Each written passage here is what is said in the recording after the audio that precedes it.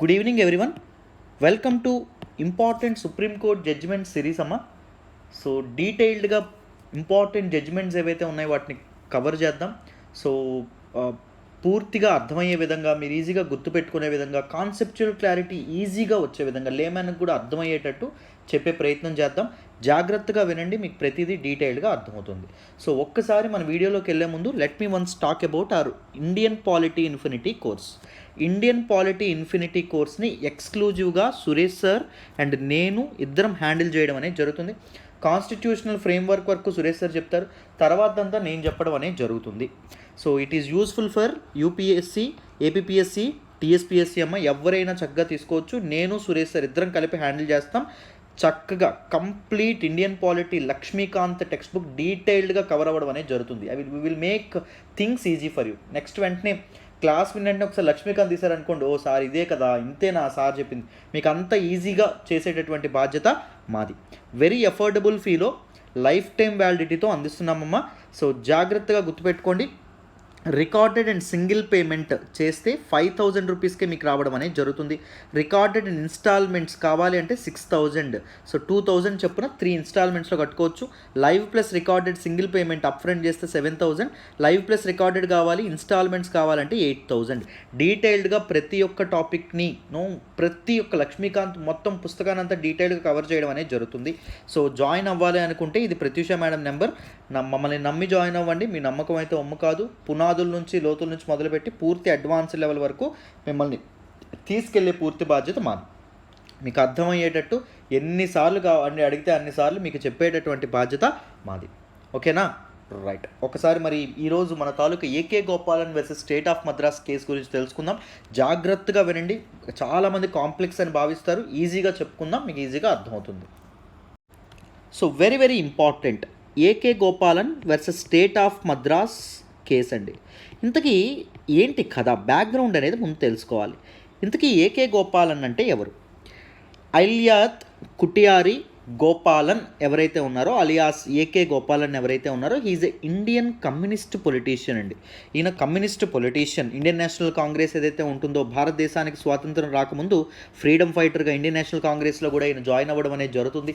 తర్వాత కమ్యూనిస్ట్ హావభావాలు ఏవైతే ఉన్నాయో, కమ్యూనిస్ట్ భావజాలాలు ఏవైతే ఉంటాయో అవి ఈయనకు అలవాటు అవ్వడం వల్ల కమ్యూనిస్ట్ జెండాలను ఎత్తుకుంటారు, ఎర్ర జెండాలను ఎత్తుకోవడం అనేది జరుగుతుంది. సో చూడండి, మావో ఎవరైతే ఉన్నారో, మావో తాలూకా వీటిని ఐడియాలజీస్ని ఎక్కువగా తీసుకున్నటువంటి వ్యక్తి. చూడడానికి కూడా వేషధారణ కూడా అలాగే ఉండడం అనేది జరుగుతుంది. అయితే ఎప్పుడైతే భారతదేశానికి స్వాతంత్రం రావడం అనేది జరిగిందో, 1947లో ఎప్పుడైతే భారతదేశానికి స్వాతంత్రం రావడం అనేది జరిగిందో, ఈ మన తాలూకా గోపాలన్ లాంటి వాళ్ళు ఎవరైతే ఉన్నారో వీళ్ళు గొడవలు అనేవి చేయడం అనేది మొదలుపెట్టారు. విపరీతమైనటువంటి ఎక్స్ట్రీమిస్ట్ ఇవేవైతే ఉంటాయో అలాంటి యాక్టివిటీస్ చేయడం మొదలుపెట్టారు. కాబట్టి ఏకే గోపాలన్ గారు ఎవరైతే ఉన్నారో ఈయన్ని అరెస్ట్ చేయడం అనేది జరిగింది. ఈయన్ని జైల్లో పెట్టారండి. జైల్లో పెట్టి 1950లో 1950లో మళ్ళీ ఈయన రిలీజ్ చేయడం అనేది జరిగింది. రిలీజ్ చేస్తే మళ్ళీ మన తాలూకా తమిళనాడు, కేరళ ప్రాంతాలు ఏవైతే ఉన్నాయో అక్కడ విపరీతంగా మళ్ళీ అల్లర్లు అనేవి మొదలవ్వడం అనేది జరిగింది. సో అందుకోసం అని చెప్పి మన తాలూకా ఏకే గోపాలన్ గారు ఎవరైతే ఉన్నారో ఈయన్ని to safeguard the integrity of the nation యొక్క ఇంటిగ్రిటీ ఏదైతే ఉంటుందో, అప్పుడే మనకు కొత్త నేషన్గా ఏర్పడ్డాం కదా, మన తాలూకా సమగ్రత ఏదైతే ఉంటుందో దాన్ని కాపాడడానికి ఇతను లాంటి అదర్ లీడర్స్ ఎవరైతే ఉన్నారో, ఎక్స్ట్రీమిస్ట్ లీడర్స్ ఎవరైతే ఉన్నారో వాళ్ళని మద్రాస్ జైల్లో డిటైన్ చేయడం అనేది జరిగింది. మద్రాస్ డిటైన్ వేరు, అరెస్ట్ వేరమ్మ. ఓకేనా? డిటైన్ వేరు, అరెస్ట్ వేరు. అరెస్ట్ అంటే తప్పు రుజువైతేనే అరెస్ట్ చేస్తారు. డిటైన్ అయితే తప్పు రుజువైనా అవ్వకపోయినా నిర్బంధించడాన్ని డిటైన్ అనడం అనేది జరుగుతుంది. అర్థమైందా? డిటైన్ చేయడం అనేది జరిగింది. దేని ప్రకారంగా ఇది చేశారు? Preventive detention act of 1950. పేరులోనే ఉంది చూడండి, ఇక్కడ ప్రివెంటివ్ డిటెన్షన్ అమ్మ. ప్రివెంటివ్ డిటెన్షన్ అంటే తప్పేం జరగలా, తప్పు జరగకముందే ప్రాబ్లం ఇతను క్రియేట్ చేస్తాడేమో అని చెప్పి ముందు జాగ్రత్తగా ఈయన నిర్బంధించడం అనేది జరిగింది. There will be 2 types of detentions. ఒకటి ప్యూనిటివ్ డిటెన్షన్ ఏదైతే ఉంటుందో ప్యూనిటివ్ డిటెన్షన్. రెండవది ఏంటి అంటే ప్రివెంటివ్ డిటెన్షన్ ఏదైతే ఉంటుందో preventive detention. So punitive detention అంటే ఏంటి? ఏదైనా ప్రాబ్లం అయిందనుకోండి, ఆ ప్రాబ్లం అయిపోయిన తర్వాత ఎవరైతే ఆ ప్రాబ్లమ్ని కలగజేశారో ఆయన్ని డిటైన్ చేయడం ప్యూనిటివ్, యాజ్ ఏ పనిష్మెంట్ లాగా ఆయన డిటైన్ చేయడం ఏదైతే ఉంటుందో that is punitive detention. Here it is preventive detention. అంటే తప్పు జరగల, ప్రాబ్లం అనేది జరగల, కానీ ప్రాబ్లం ఆ వ్యక్తి క్రియేట్ చేస్తాడేమో అనేటటువంటి ఆలోచనతో ఒకరు డిటైన్ చేశారనుకోండి, దాన్ని మనం ప్రివెంటివ్ డిటెన్షన్ అని చెప్పి అనడం అనేది జరుగుతుంది. సో మన తాలూకా మద్రాస్ ఏం చేసింది? ప్రివెంటివ్ డిటెన్షన్ యాక్ట్ ఆఫ్ 1950లో భాగంగా under that particular act, so ఇతను ఎవరైతే ఉన్నారో మన తాలూకా ఏకే గోపాలన్ ఎవరైతే ఉన్నారో ఆయన్ని ఇది చేయడం అనేది జరిగింది, ఆయన్ని జైల్లో పెట్టడం అనేది జరిగింది. సో మరి మన తాలూకా ఇతను ఎవరైతే ఉన్నారో ఏకే గోపాలన్ గారు ఎవరైతే ఉన్నారో ఈ రాజ్యాంగాన్ని చదువుకున్నారు, అప్పుడే వచ్చింది రాజ్యాంగం, ఆమోదం అవ్వడం అనేది జరిగింది. జనవరిలో ఆమోదం అయింది.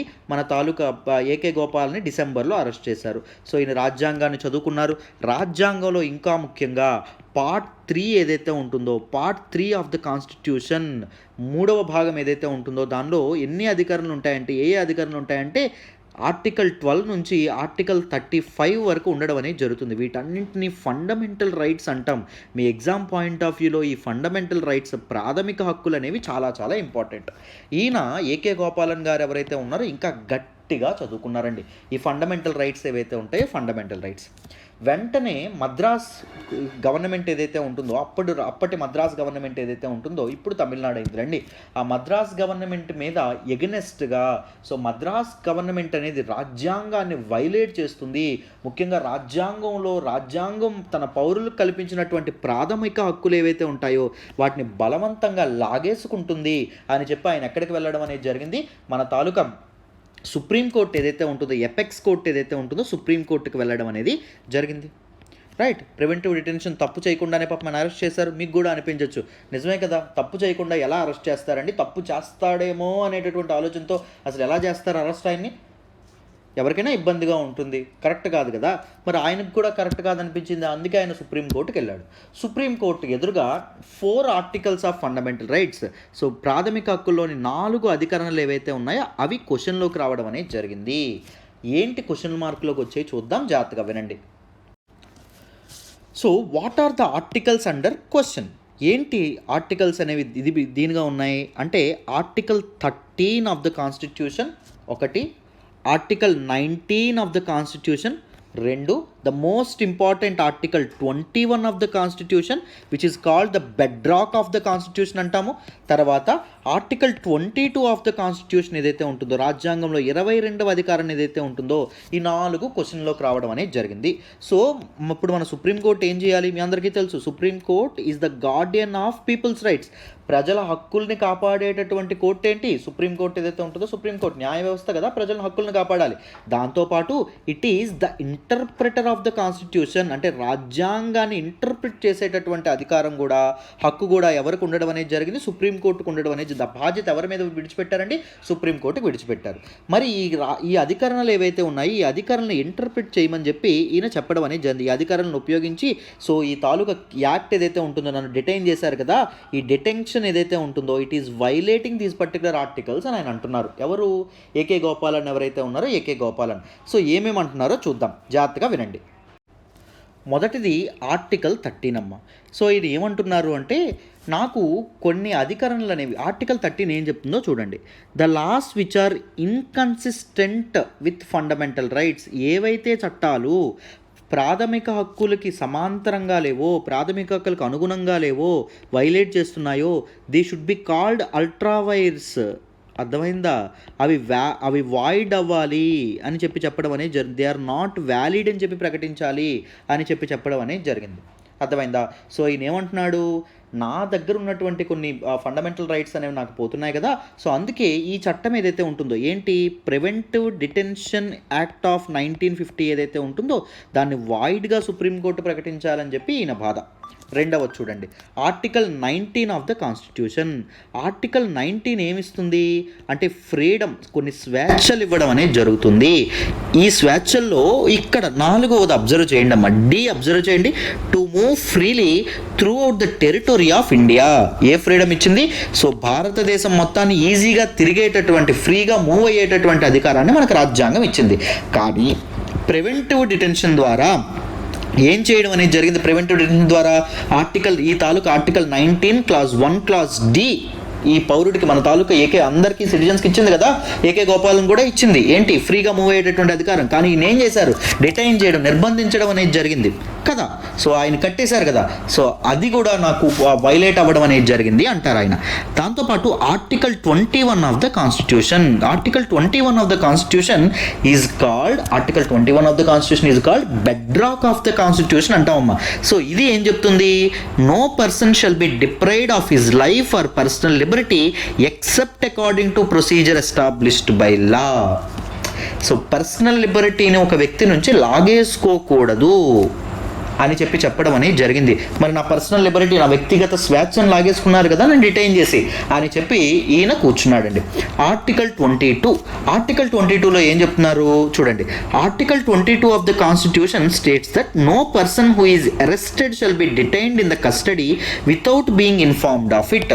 సో ఎందుకు అరెస్టు చేస్తున్నారనేటటువంటి విషయం చెప్పకుండా ఆయన్ని అరెస్టు చేయకూడదు. దాంతోపాటు ఒకవేళ అరెస్టు చేస్తే, డిటైన్ చేస్తే 24 గంటల్లోగా ఆయన్ని దగ్గరున్నటువంటి మెజిస్ట్రేట్ లేదా కోర్టు ఎవరైతే ఉంటారో కోర్టుకు తీసుకెళ్ళాలి అని చెప్పి మనకి చెప్పడం అనేది జరిగింది. ఎవరు చెప్పారు? మనకి ఆర్టికల్ 22 చెప్పింది. సో ఈ 4 ఇవేవైతే ఉంటాయో, నాకు ఈయనకి పాపం అరెస్ట్ చేసే ముందు ఇది చెప్పలేదండి. సో ఎందుకు అరెస్ట్ చేశారు, ఎందుకు డిటైన్ చేశారు అనేటటువంటి విషయం ఏమీ చెప్పలేదు. డైరెక్ట్గా వెళ్ళారు, ఆయన్ని తీసుకొచ్చేశారు. ఎవరిని తీసుకొచ్చేసారు? ఏకే గోపాలని డిటైన్ చేయడం అనేది జరిగింది. సో సుప్రీంకోర్టు ఏమంది అంటే, మీ తాలూకా డిటెన్షన్ ఏదైతే ఉంటుందో, yes it is violating article 22, but it is not violating article 21, but it is not violating article 19, but it is not violating article 13 అని చెప్పడం అనేది జరిగింది. So it is okay, preventive detention is okay అని చెప్పి supreme court చెప్పడం అనేది జరిగింది. So ఏమందమ్మా? So నిజంగానే మీకు ఇన్ఫార్మ్ చేయకుండా మిమ్మల్ని అరెస్ట్ చేయడం తప్పే. So preventive detention act of 1950లో 14th సెక్షన్ ఏం చెప్తుంది అంటే, ఇన్ఫార్మ్ చేయకుండా ప్రివెంటివ్ డిటెన్షన్ చేయొచ్చు అని చెప్తుంది. సో మేము ఏం చేస్తాం? మీరు కంప్లైంట్ చేశారు కాబట్టి ఈ 14ని కొట్టివేయమని చెప్పి లెజిస్లేటర్స్కి చెప్తాం. మేమే కొట్టివేసేస్తాం section 14 of preventive detention act of 1950. ఇది ఓకే, మీరు చెప్పింది కరెక్టే, కానీ it is not violating article 19, it is not violating article 21, it is not violating article 13 అని చెప్పడం అనేది జరిగింది. సో ఎందుకు, ఏమేమి రీజన్స్ ఇచ్చిందో చెప్తాను. ఆర్టికల్ 13 ఎందుకు వైలేట్ చేయట్లేదని చెప్పింది అంటే, ఇది ఫండమెంటల్ రైట్స్ని ఏం వైలేట్ చేయట్లేదే. ఫండమెంటల్ రైట్స్ ఏవైతే ఉంటాయో ఫండమెంటల్ రైట్స్ని వైలేట్ చేయట్లేదు. ఎందుకు? ఆర్టికల్ 19 ఏదైతే ఉంటుందో, ఆర్టికల్ 19ని మీ నుంచి లాగేసుకోవచ్చు. ఆర్టికల్ 19 అనేది ఎవరికి ఇవ్వడం అనేది జరిగింది? ఆ స్వేచ్ఛలు ఫ్రీ పర్సన్స్కి మాత్రమే ఇవ్వడం అనేది జరిగింది. The persons who are detain అయినటువంటి వ్యక్తులు ఎవరైతే ఉన్నారో, క్రైమ్ చేసి కానీ ఎవరైనా జైల్లో కూర్చున్నారో వాళ్ళ దగ్గర నుంచి దట్ ఫ్రీడమ్స్ ఏవైతే ఉన్నాయో లాక్కోవచ్చు. అందులో స్టేట్ అనేది తీసుకోవచ్చు. అందులో ఎటువంటి తప్పు ఏమీ లేదు. అర్థమైందా? సో అందుకే ఆర్టికల్ 19 ఏం వైలేట్ చేయట్లేదు, అర్థమైందా అని చెప్తుంది. నెక్స్ట్ చూడండి, ఇది ఇంపార్టెంట్ అమ్మ. ఆర్టికల్ 21ని ఇంటర్ప్రిట్ చేయడం అనేది జరిగింది. Right to life and personal Liberty ఏదైతే ఉంటుందో దాన్ని ఇంటర్ప్రిట్ చేసింది. ఎలా ఇంటర్ప్రిట్ చేసిందో ఇక్కడ చెప్తాను, జాగ్రత్తగా వినండి. సో ఇక్కడ గమనించండి అమ్మా, ఆర్టికల్ 21 ఏదైతే ఉంటుందో ఇది ఏం చెప్తుందో చూడండి. No person shall be deprived of his life, right to life and personal liberty గురించి ఇస్తుంది. ఆ హక్కును కల్పించడం అనేది జరుగుతుంది. సో ఏ వ్యక్తి దగ్గర నుంచి జీవించే హక్కుని అండ్ పర్సనల్ లిబర్టీ, వ్యక్తిగత స్వేచ్ఛను హరించేటటువంటి అధికారం ఎవ్వరికీ లేదు. ఒక వ్యక్తి నుంచి తీసుకునేటటువంటి అధికారం ఎవ్వరికీ లేదు. కానీ except according to the procedure established by law. Procedure established by law అన్నారు. ప్రొసీజర్ అంటే ఇట్ ఈస్ నాట్ అబ్సల్యూట్. దీన్ని తీసుకోవచ్చు, right to life and personal లిబర్టీని. అర్థమైందా? It is not absolute right. దీన్ని తీసుకోవచ్చు. ఎప్పుడు, ఎలా తీసుకోవచ్చు అంట? By procedure established by law అన్నారు. ఈ లాని ఈ తాలూకు ఏకే గోపాలన్ కేసులో సుప్రీంకోర్టు ఇంటర్ప్రిట్ చేసిందమ్మా. కొద్దిగా కాంప్లెక్స్ ఉంటుంది, బట్ జాగ్రత్తగా వినండి, మీకు అర్థమైపోతుంది. ఇక్కడ లాస్ ఆర్ ఆఫ్ 2 టైప్స్. ఒకటి న్యాచురల్ లా ఏదైతే ఉంటుందో న్యాచురల్ లా. రెండవది ఏంటి అంటే మన తాలూకా స్టేట్ మేడ్ లా ఏదైతే ఉంటుందో స్టేట్ మేడ్ లా. చెప్తాను న్యాచురల్ లా అంటే ఏంటి, స్టేట్ మేడ్ లా అంటే ఏంటో చెప్తాను, జాగ్రత్తగా వినండి. సో న్యాచురల్ లా అంటే ఇది పెద్దగా పెట్టక్కర్లేదు, ఒక చట్టం చేయక్కర్లేదు. ఇప్పుడు సపోజ్ చూడండి, మనకి న్యాచురల్ లా ఎలా ఉంటుంది, ఒక టీచర్కి గౌరవించాలి, టీచర్కి బూతులు తిట్టకూడదు, అర్థమైందా? టీచర్స్ని తిట్టకూడదు, టీచర్స్ని గౌరవించాలి, దిస్ ఈజ్ న్యాచురల్ లా, అర్థమైందా?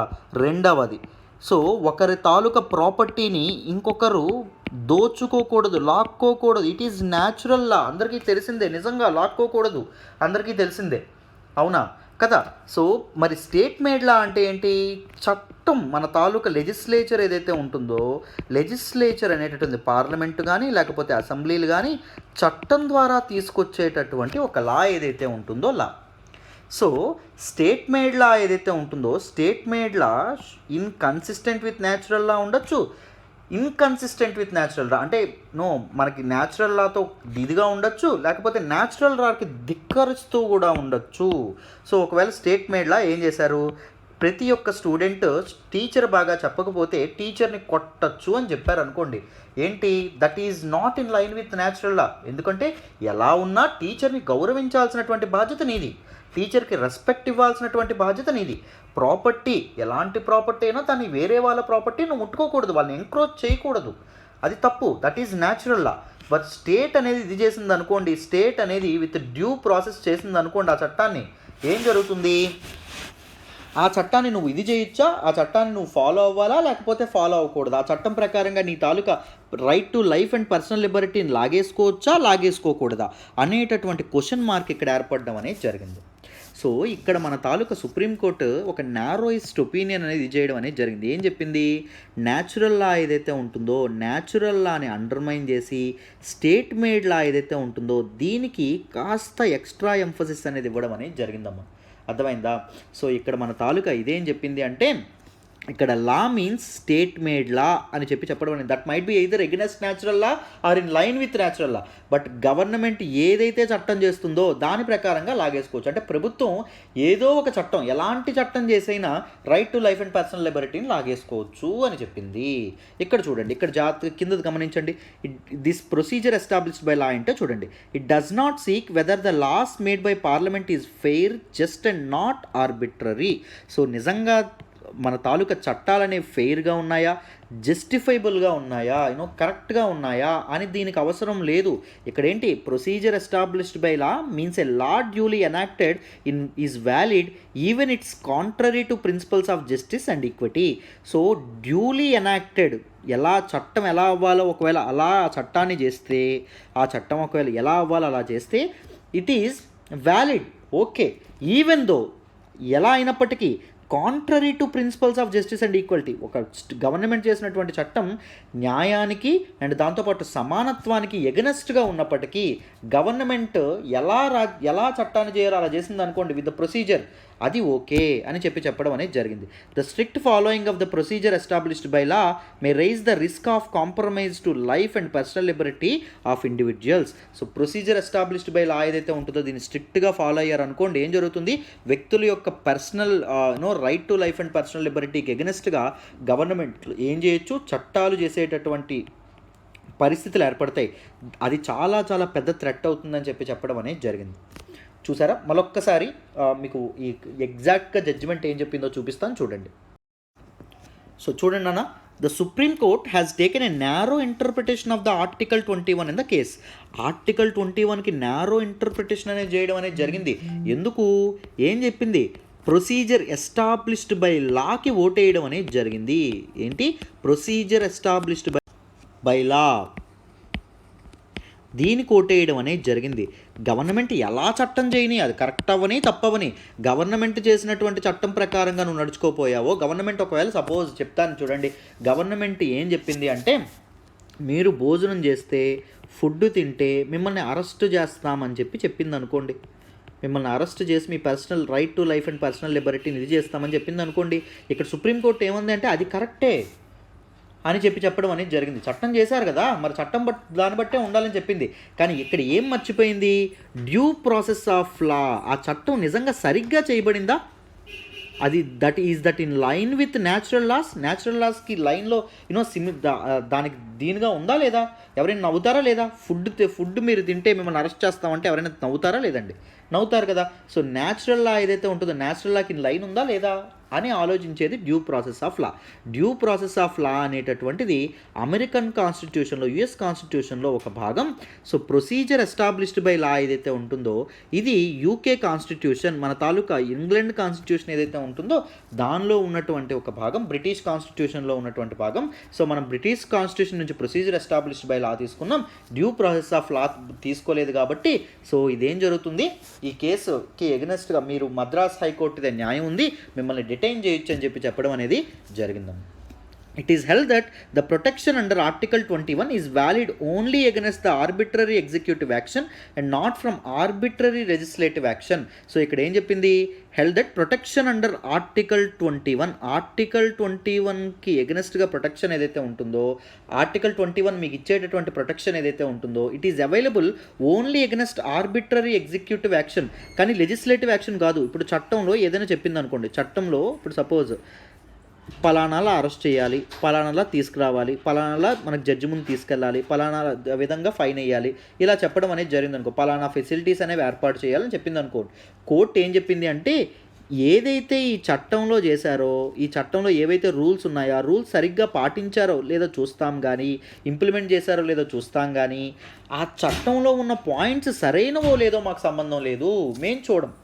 అర్థమైందా అని చెప్పడం అనేది జరిగింది. This means that the state can deprive a person of the rights available in article 21 based on a లా.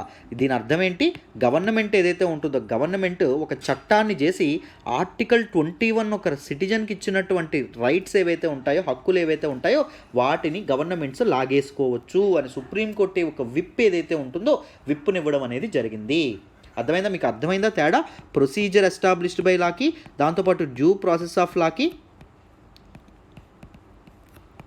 దేని కోటేసింది? మన తాలూకా సుప్రీంకోర్టు ఏకే గోపాలన్ కేసులో 1950లో ప్రొసీజర్ ఎస్టాబ్లిష్డ్ బై లాకి ఓటేసింది, కానీ డ్యూ ప్రాసెస్ ఆఫ్ లా ఏదైతే ఉంటుందో దీని మాకు సంబంధం లేదు అని చెప్పడం అనేది జరిగింది. అది మాకు సంబంధం లేదని చెప్పడం అనేది జరిగింది. డ్యూ ప్రాసెస్, ఆ చట్టం సరిగ్గా చేశారో లేదో మాకు సంబంధం లేదు, ఏదైతే చట్టంలో చేశారో ఆ చట్టంలో ఉన్న పాయింట్స్ సరిగ్గా పాటించారో లేదో మేము చూసుకుంటాం, కానీ మిగిలింది మాకు తెలియదు అని సుప్రీంకోర్టు చెప్పడం అనేది జరిగింది. అందుకే సుప్రీంకోర్టుకి చాలా ఎగనెస్ట్గా చాలా క్రిటిసిజం అనేది కేసు ప్రకారంగా రావడం అనేది జరిగిందమ్మా. చాలా క్రిటిసిజం రావడం అనేది జరిగింది. అర్థమైందా? మరొక్కసారి రీక్యాప్ చేద్దాం చూడండి, ఏం లేదు మీకు ఈజీగా అర్థమైపోతుంది. మొదట మన తాలూకు ఏకే గోపాలన్ గారు ఎవరైతే ఉన్నారో ఏకే గోపాలన్ గారిని 1950లో మద్రాస్ గవర్నమెంట్ ఏదైతే ఉంటుందో, స్టేట్ ఆఫ్ మద్రాస్ గవర్నమెంట్ ఏం చేసింది, ప్రివెంటివ్ డిటెన్షన్ యాక్ట్ ఆఫ్ 1950 ఏదైతే ఉంటుందో దీనిలో భాగంగా డిటైన్ చేయడం అనేది జరిగింది. అదేవిధంగా ప్రివెంటివ్ డిటెన్షన్ అనేది చేయడం అనేది జరిగింది. డిటెన్షన్ ఎన్ని టైప్స్ అని చెప్పుకున్నాం? 2 టైప్స్ అని చెప్పుకున్నాం. ఒకటి ప్యూనిటివ్ డిటెన్షన్ ఏదైతే ఉంటుందో ప్యూనిటివ్ డిటెన్షన్, 2 ప్రివెంటివ్ డిటెన్షన్ ఏదైతే ఉంటుందో ప్రివెంటివ్ డిటెన్షన్. ప్యూనిటివ్ డిటెన్షన్ అంటే ఏంటి, ప్రాబ్లం అయిపోయిన తర్వాత, ప్రాబ్లం ఎరైజ్ అయిన తర్వాత ఎవరైతే ప్రాబ్లం క్రియేట్ చేస్తారో వాళ్ళకి పనిష్మెంట్ ఇవ్వడానికి వాళ్ళని డిటైన్ చేసామనుకోండి, నిర్బంధించామనుకోండి, అది ప్యూనిటివ్ డిటెన్షన్.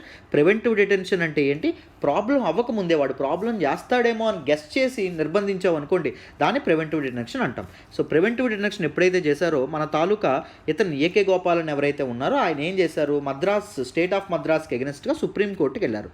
సుప్రీంకోర్టులో ఏం చేశారు, సుప్రీంకోర్టుకి ఏం చెప్పారు, ఆర్టికల్ 19ని, ఆర్టికల్ 21ని, ఆర్టికల్ 22ని వైలేషన్ అవుతుంది, ఈ మూడింటి ద్వారా నాకు కాన్స్టిట్యూషన్ ఇచ్చినటువంటి హక్కులు ఏవైతే ఉంటాయో వాటిని గవర్నమెంట్ అనేది బలవంతంగా లాగేసుకుంటుంది అని చెప్పింది. ఎవరు చెప్పారు, మన తాలూకా మన ఏకే గోపాలన్ ఎవరైతే ఉన్నారో ఆయన చెప్పారు. ఆర్టికల్ 19కి ఏం తీర్పిచ్చారు మన వాళ్ళు, సో మీరు తప్పు చేసినప్పుడు ఒక చట్ట ప్రకారంగా మీ రైట్ టు ఫ్రీడమ్ ఏదైతే ఉంటుందో ఫ్రీడమ్ ఆఫ్ మూమెంట్ని లాక్కోవచ్చు, ప్రతి ఒక్కరికి ఫ్రీడమ్ ఆఫ్ మూమెంట్ ఇచ్చేస్తామే ఏంటండి, it is not an absolute right అని చెప్పి ఫస్ట్ ఆర్టికల్ 19 ఏం వైలేట్ చేయట్లేదు, మీరు గమ్మునుండండి అని చెప్పింది. నెక్స్ట్ ఆర్టికల్ 21ని వైలేట్ చేస్తుంది అని అన్నాడు ఆయన. ఆర్టికల్ 21ని వైలేట్ చేస్తుంది అన్నప్పుడు మనకి ఏం చెప్పింది మన తాలూకా, ఇది ఆర్టికల్ 21లో ఏం చెప్పారు అంటే ప్రొసీజర్ ఎస్టాబ్లిష్డ్ బై లా అనేటటువంటి ఒక ఇది చెప్పారు. సో మరి ఎస్టాబ్లిష్డ్ బై లా మీకు ఆల్రెడీ కనిపిస్తోంది కదా, ప్రివెంటివ్ డిటెన్షన్ యాక్ట్ ఆఫ్ 1950 అనేది చేశారు కదా, ఈ చట్టంలో ఆల్రెడీ మనకు చెప్తుంది కదా, ఒకవేళ ఎవరైనా కంట్రీ యొక్క సావరెంటీ అండ్ ఇంటిగ్రిటీకి ఇబ్బంది కలిగించే వాళ్ళు ఉంటే వాళ్ళని ముందుగానే అరెస్ట్ చేయొచ్చు అని చెప్తుంది కదా. సో మరి చట్టంలో ఉందే కదా వాళ్ళు చేశారు, కరెక్ట్గా ప్రొసీజర్ అయితే కరెక్ట్గా చేశారని చెప్పింది. కానీ ఈ చట్టం మంచిదా కాదా, ఈ చట్టం కరెక్ట్ అయిందా కాదా అని చెప్పి చెప్పలేదు. ఎందుకంటే we are not concentrating on due process of law, but we are only concentrating on procedure established by law. దీని మీద మేము కాన్సన్ట్రేట్ చేస్తామని చెప్పింది. ఆర్టికల్ 21 ఏదైతే ఉంటుందో ఓకే, ఇది మీరు చెప్పింది కరెక్టే. ఎందుకంటే మన తాలూకా ప్రివెంటివ్ డిటెన్షన్ యాక్ట్లో సెక్షన్ 14 ఉంది. ఆ 14లో ఏం చెప్పారు అంటే మన తాలూకా వీళ్ళు ఎవరైతే ఉన్నారో ఒక క్లాజ్ అనేది ఉండడం అనేది జరిగింది. ఏం చెప్పొచ్చు, ప్రివెంటివ్ డిటెన్షన్ యాక్ట్ ద్వారా ఎవరినైనా అరెస్ట్ చేస్తే ఇన్ఫర్మేషన్ ఎట్టి పరిస్థితుల్లోనే ఇవ్వక్కర్లేదు అని చెప్పి సెక్షన్ 14లో ఉంటుంది. బట్ మన తాలూకా ఆర్టికల్ 21, 22 అనేది ఏం చెప్తుంది, ఇన్ఫర్మేషన్ కరెక్ట్గా ఇవ్వాలి, వితిన్ 24 అవర్స్ కన్ఫామ్గా ఇది చేయాలని చెప్తుంది కదా. ఎక్కడికి, మేజిస్ట్రేట్ దగ్గర తీసుకెళ్లాలని చెప్తుంది కదా. సో కాన్స్టిట్యూషన్ చెప్తున్న దానికి ఇది విరుద్ధంగా ఉండడం వల్ల we are striking down section 14 of preventive detention act of 1950. కానీ మీరు చెప్పినట్టు ఆర్టికల్ 21ని 19ని మాత్రం ఇది వైలేట్ చేయట్లేదు. So you should be under detention అని చెప్పి సుప్రీంకోర్టు చెప్పడం అనేది జరిగింది. అర్థమైందా? తర్వాత మనేకా గాంధీ కేసు అవుతుంది. మనేకా గాంధీ కేసులో డ్యూ ప్రాసెస్ ఆఫ్ లా ఏదైతే ఉంటుందో దీన్ని సుప్రీంకోర్టు ఏదైతే ఉంటుందో సుప్రీంకోర్టు మార్పు చెంది సుప్రీంకోర్టు మనసు మార్చుకొని డ్యూ ప్రాసెస్ ఆఫ్ లాని అప్హెల్డ్ చేయడం అనేది జరుగుతుంది. చట్టం ఎలా అయితే చేస్తుందో దాన్ని బట్టే కాదు, చట్టం కూడా కరెక్ట్గా జరగాలి, in line with natural loss అది ఉండాలి అని చెప్పడం అనేది జరిగింది. అర్థమైందా? సో ఇంత కాంప్రహెన్సివ్గా తెలుసుకోవాలి. ఇంకా ఏమైనా డౌట్ ఉంటే నాకు కామెంట్ బాక్స్లో అడగండి, ఎన్నిసార్లు అయినా నేను చెప్తాను. ఓకేనా? మీకు అర్థమయ్యేంత వరకు చెప్పే పూర్తి బాధ్యత మాది. సో చక్కగా జాయిన్ అవ్వాలంటే పాలిటీ కోర్స్ జాయిన్ అవ్వండి అమ్మా. లైఫ్ టైం వ్యాలిడిటీతో వస్తున్నటువంటి course, very important subject for UPSC, APSC, TSPSC. So మీరు ఆ కాన్సెప్చువల్ క్లారిటీ అనేది మీకు రాకపోతే చాలామంది పట్టించేస్తారు, చాలా తప్పు. కాన్సెప్చువల్ క్లారిటీ అనేది రాకపోతే మీరు వెంటనే మర్చిపోతారు. మీ బ్లడ్లోకి వెళ్ళాలి, నరాల్లోకి వెళ్ళాలి ప్రతిదీ. అలా చేసేటటువంటి పూర్తి బాధ్యత మాది. చక్కగా మమ్మల్ని నమ్మి జాయిన్ అవ్వండి, మీ నమ్మకం అయితే ఉమ్ము కాదు. ఓకేనా? మళ్ళీ నెక్స్ట్ ఇంకొక కేసులో తెలుసుకుందాం, కేసు గురించి మాట్లాడుకుందాం నెక్స్ట్ టైం. బాయ్ అమ్మ. నా ఎక్స్ప్లెనేషన్ మీకు నచ్చుతున్నట్టయితే కీప్ లైకింగ్ అవర్ వీడియోస్, మీ ఫ్రెండ్స్తో షేర్ చేసుకోండి, ఎలా ఉందో కామెంట్ చేయండి, డౌట్స్ ఏమన్నా కామెంట్ చేయండి, అక్కడ నేను రిప్లై ఇస్తాను, మీకు అర్థమయ్యేంత వరకు చెప్తాను. ఓకేనా? Right. Thank you so much for all the support so far. Thank you. Bye.